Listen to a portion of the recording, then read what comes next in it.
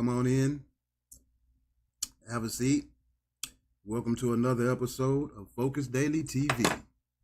Here on Focus Daily TV, we speak about biblical prophecy and how it applies today, right here in what is currently known as the good old United States of America, which is actually the birthright of those known as African American, who are the children of God that the Bible speaks of, Jerusalem and Israel.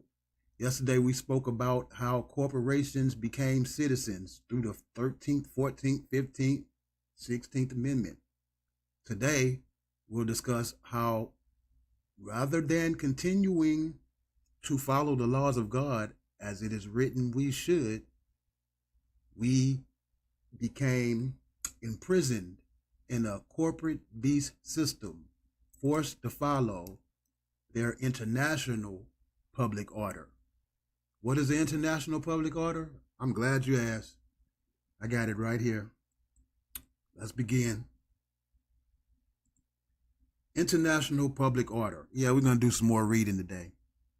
It's a relatively new concept in public international law.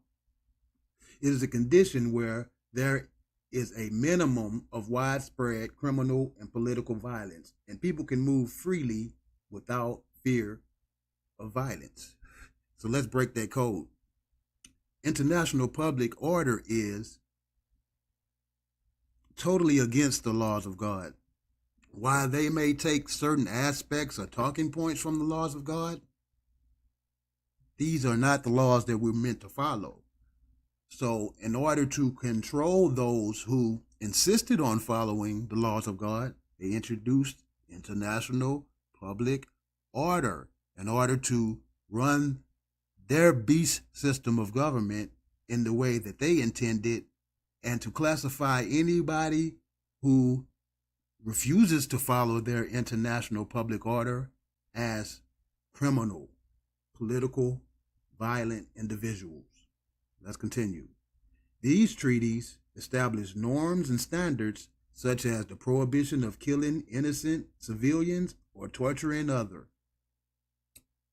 Some people talk about how the Old Testament is gruesome and violent, but there are reasons that the Old Testament is written and speaks the way it does. And that reason is to weed out the evil, to purge the community of all evil. So,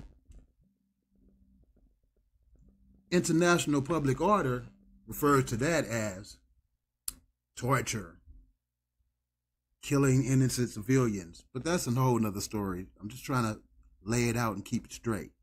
The United Nations Security Council is responsible for defending international public order from acts that threaten international peace and security.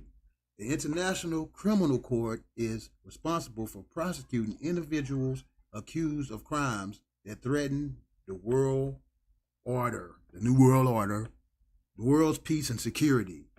So these are laws that were set in place to solidify their power and their position, which they created through, once again, the 13th, 14th, 15th, 16th Amendment, but more than any, the 13th and 14th, in which they crucified us as God's children and resurrected themselves into our position and created public corporate entities. Public, I mean, everybody walking around became a corporate entity.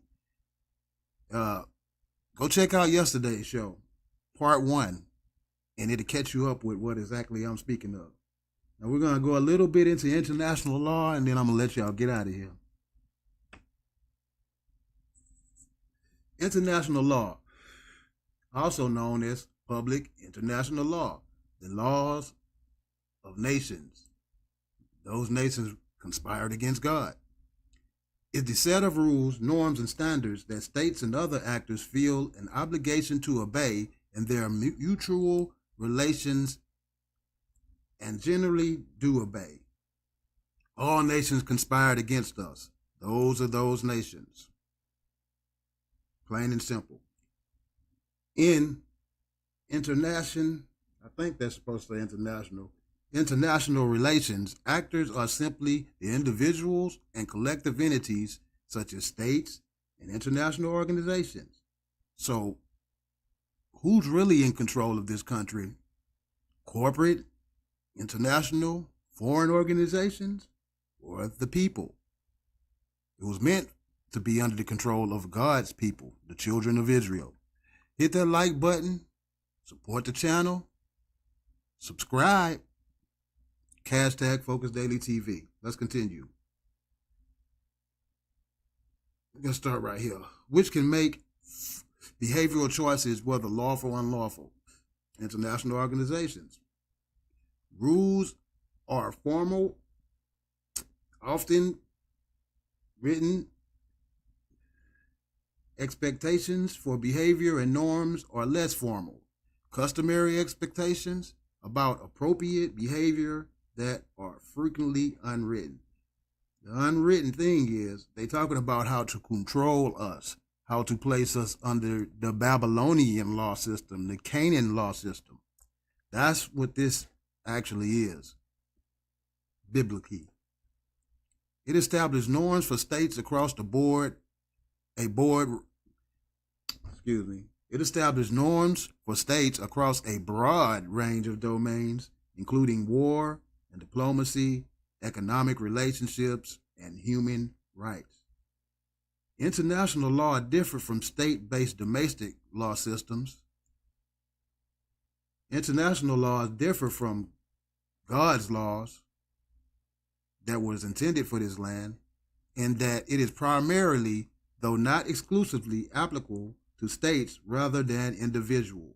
To corporate states, they place in the law system over the corporate state or corporate personages rather than individuals, and operates largely through consent, birth certificate, social security, registrations, consent. Since there is no universally accepted authority to enforce upon sovereign states, they have no authority to place any laws upon us, but through our consent, we are under their will, which is a will straight from hell, Satan's will. How we became bond men and bond women. That's the current topic. Well, that's it for today. I try to not get too sophisticated or complicated. I try to keep this stuff pure and simple and to the point. Thank you for tuning in. Before you go, hit that subscribe button. We need that. The like button, support the channel, hashtag Focus Daily TV.